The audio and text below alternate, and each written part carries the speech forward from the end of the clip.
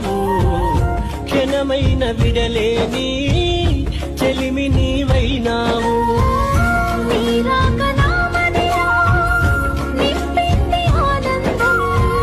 నువ్వు లేకనే శూన్యం అంటోంది నా ప్రాణం.